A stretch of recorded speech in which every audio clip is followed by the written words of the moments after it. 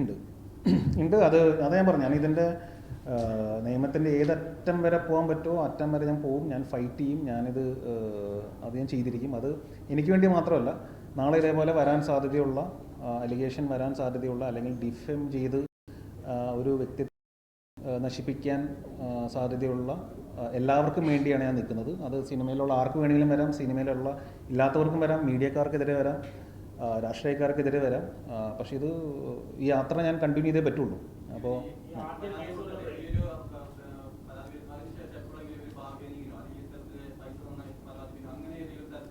ഇല്ല, എന്നെ കോണ്ടാക്ട് ചെയ്തിട്ടേ ഇല്ല, ഞാനും കോണ്ടാക്ട് ചെയ്തിട്ടില്ല. അതേ പറഞ്ഞു, ഞാൻ ഇതുവരെ അങ്ങനെ സംസാരിക്കുകയോ മെസ്സേജ് അയക്കുകയോ അല്ലെങ്കിൽ വാട്സപ്പ് ചെയ്യോ അങ്ങനെ.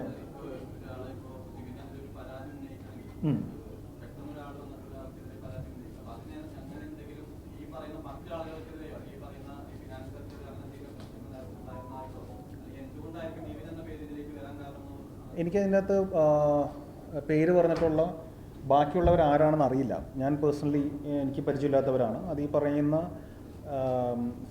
സിനിമയിൽ ഫിനാൻസ് ചെയ്യുന്ന പുള്ളിയുടെ സുഹൃത്തുക്കളാണോ എന്ന് പോലും എനിക്ക് അറിഞ്ഞുകൂടാ. ഒരുപാട് പേരുടെ പേരുകൾ അതിൻ്റെ അകത്തുണ്ടെന്നുള്ളൂ.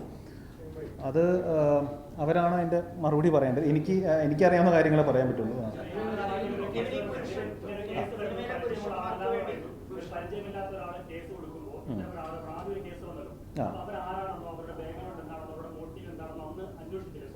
ഞാൻ ചോദിച്ചു, ഇത് ചെയ്യണമെന്ന് ചോദിച്ചപ്പോൾ പറഞ്ഞു അതിൻ്റെ പിന്നാലെ തൂങ്ങേണ്ട കാര്യമില്ല, നിവിൻ്റെ വർക്കായിട്ട് മുമ്പോട്ട് പോകും. ഇങ്ങനെ എല്ലാ ശബ്ദങ്ങൾക്കെതിരെ നിങ്ങൾ പ്രതികരിക്കാൻ പോയി കഴിഞ്ഞാൽ അതിന് സമയം ഉണ്ടാവുള്ളൂ. പിന്നെ അതൊരു അൺവാണ്ടഡ് ന്യൂസിലൊക്കെ വരും. അപ്പോൾ അതിൻ്റെ ആവശ്യമില്ലല്ലോ. അപ്പോൾ അത് ഞങ്ങൾ കേസ് ക്ലോസ് ചെയ്ത കാര്യം നിവിൻ ടെൻഷൻ അടിക്കേണ്ടതെന്ന് പറഞ്ഞു. ഞാൻ അതിൻ്റെ പിന്നാലെ പോയില്ല ബ്രദർ. സത്യം പറഞ്ഞ് എനിക്കങ്ങനെ ചെയ്യാൻ തോന്നിയില്ല. കാരണം എനിക്കൊരു പരിചയമില്ലാത്തൊരു പെൺകുട്ടിയാണല്ലോ. അപ്പോൾ ഞാൻ തന്നെ അതിൻ്റെ പിന്നാലെ പോകണം.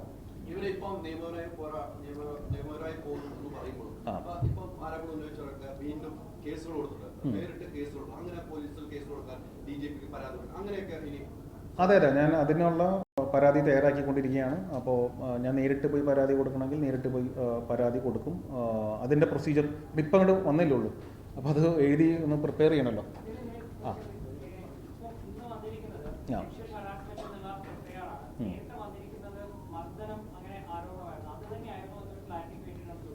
അത് ഞാനൊന്ന് ക്രോസ് ചെക്ക് ചെയ്യട്ടെ. എനിക്കിതിനെക്കുറിച്ച് സത്യമായിട്ട് ഇതില്ല. എനിക്കിപ്പോൾ ഇത്ര പറയാനുള്ളൂ. ഞാൻ ഓപ്പണായിട്ട് ഇപ്പോൾ ഇന്ന് തന്നെ വന്ന് പറഞ്ഞതിൻ്റെ റീസൺ ഇത്രേ ഉള്ളൂ. ഇതൊരു ഫോൾസ് എലിഗേഷനാണ്. ഇതൊരു ഡിഫെയിം ചെയ്യാനായിട്ടുള്ള ഒരു കരുതി കൂട്ടിയുള്ള ഒരു ശ്രമമാണ്.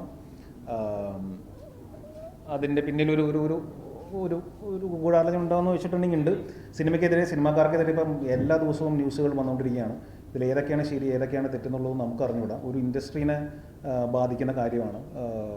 ഈ മലയാളം ഇൻഡസ്ട്രി എന്ന് പറഞ്ഞിട്ടുണ്ടെങ്കിൽ അങ്ങനെ അത്രയും മോശപ്പെട്ട ആൾക്കാർ മാത്രമുള്ള ഇൻഡസ്ട്രി ഒന്നല്ല. ഇവിടെ അല്ലാത്ത ആൾക്കാരുമുണ്ട്. ഇവിടെ സിനിമ മുമ്പോട്ട് പോകണം, ഈ ഇൻഡസ്ട്രി മുമ്പോട്ട് പോകണം. അത് നടന്മാർ മാത്രമല്ല, എല്ലാവർക്കും വർക്കിംഗ് ആയിട്ടുള്ള ഒരു അറ്റ്മോസ്ഫിയർ ഉണ്ടാവണം. അപ്പോൾ ഇതേപോലെ ഈ ഫോൾസ് എലിഗേഷൻസ് വരുമ്പോൾ എല്ലാവരും ഭയത്തിലാണല്ലോ. ആർക്കെതിരെ വേണമെങ്കിലും നാളെ വരുന്നൊരു അവസ്ഥയാണ്. അപ്പോൾ അത് ഇല്ലാതിരിക്കണം. അതിന് ആരൊക്കെ എൻ്റെ കൂടെ ഉണ്ടാവും എന്ന് എനിക്ക് അറിഞ്ഞൂടാ. പക്ഷെ ആരില്ലെങ്കിൽ ഞാൻ ഒറ്റയ്ക്ക് ഇതിന് ഞാൻ പോരാടും.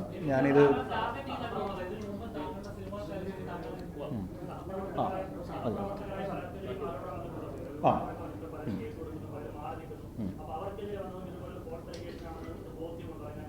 എനിക്ക് അതിനെക്കുറിച്ച് പറയാനായിട്ട് അറിയില്ല. അത് അവർ ഫൈറ്റ് ചെയ്യുന്ന കാര്യമാണ്. അത് എനിക്ക് തോന്നുന്നു അത് ഓൾറെഡി കേസായിട്ടുള്ള കാര്യമാണ്. അപ്പോൾ അത് ആ വഴിക്ക് നടക്കട്ടെ. അപ്പോൾ ഞാൻ ഇവിടെ തന്നെ ഉണ്ട്, ഞാൻ എങ്ങും പോകുന്നില്ല. ഇനിയും മീഡിയനെ കാണണമെങ്കിൽ മീഡിയയുടെ മുമ്പിൽ ഞാൻ വരും, ഞാനിവിടെ ഉണ്ടാവും. പക്ഷേ അനാവശ്യമായിട്ട് മീഡിയ ഇത് വളരെ ഭയങ്കര പീഡന കേസ് പ്രതി എന്നൊക്കെ പറഞ്ഞ് ചെയ്യുന്നതിന് മുന്നേ ഇതിനെക്കുറിച്ച് നിങ്ങൾ അന്വേഷിക്കുന്നവരാണല്ലോ. അപ്പോൾ നിങ്ങളും ഇതിൻ്റെ ഒരു സത്യാവസ്ഥ അന്വേഷിക്കാൻ പറ്റുമെങ്കിൽ അന്വേഷിച്ചിട്ട് ചെയ്തൊരു റിക്വസ്റ്റാണ്. പക്ഷേ ഇല്ലെങ്കിലും കുഴപ്പമൊന്നുമില്ല, ഞാൻ പോരാടാൻ തീരുമാനിച്ചിരിക്കുകയാണ്. Thank U.